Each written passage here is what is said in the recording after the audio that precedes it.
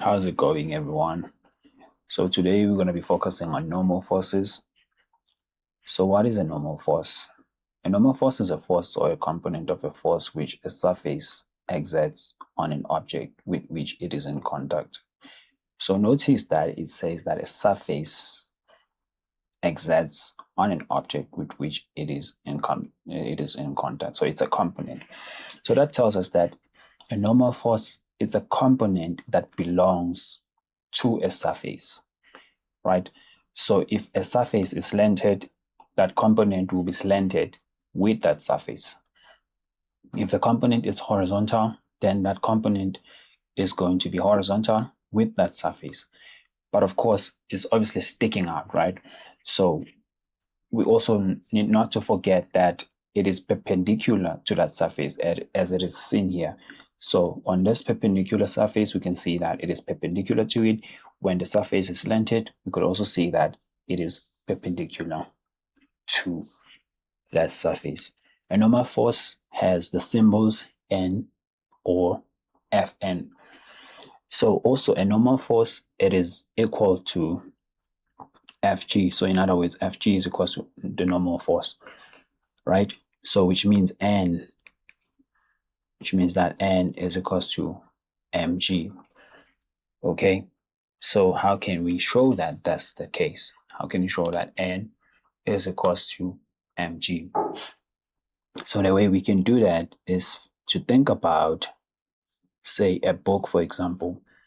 So if we have a book on a table like this, we'll have a normal force acting on that book, right? So that the book is stable. We'll also at the same time have Fg acting on that book. So the reason why Fg is equals to N is because this book is constant. In other words, it's not moving, right? It can be moving and be constant. Of course, we'll still have the same thing, but in this case, the book is static. It's not moving. All right, because we have a static book that is not moving, therefore N is equal to Fg. If it was constant but moving, then we will also have N is equal to Fg. All right, so now let's think about increasing the size of the book.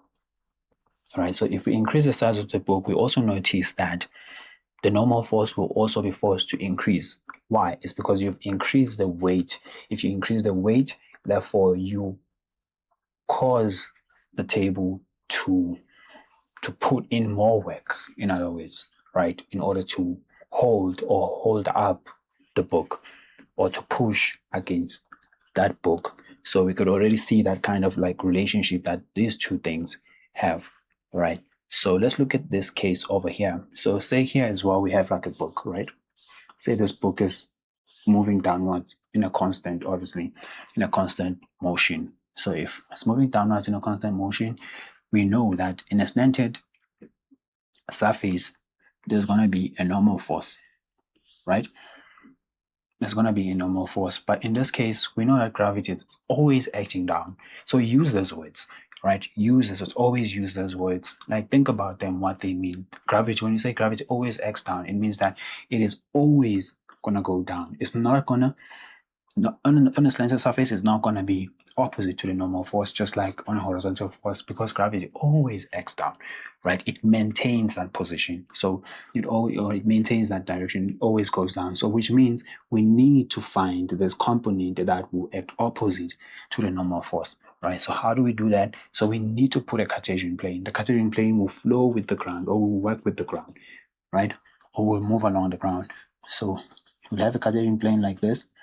We immediately see that Fg over here has components, right? So we have the component this side. We also have this component on this side. So this component, we're going to call it F. You can call it Fg y, right? Or Fg perpendicular. Why perpendicular? Because it's perpendicular to the surface. Here you can call it Fg x, or you can call it Fg parallel. Why? Because it's parallel to the surface. Okay, so now we need to find out what Fg perpendicular is, right? Why specifically Fg perpendicular is because Fg perpendicular is that component as we can see here, is that component that is opposite to the normal force, which means is that component that is going to be N is equal to Fg perpendicular. That's going to be equal to the normal force.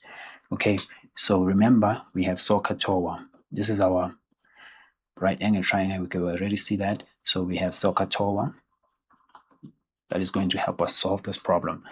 So we have our right angle triangle. We can take this and bring it here and work with it. Okay. So we have obviously adjacent, we have opposite, we have edge over here. So what is this going to give us? So in this case, we're going to have Fg perpendicular equals to Fg, right, cos theta. Why is that? It's because in this case, the perpendicular one right here is going to be the adjacent one, right?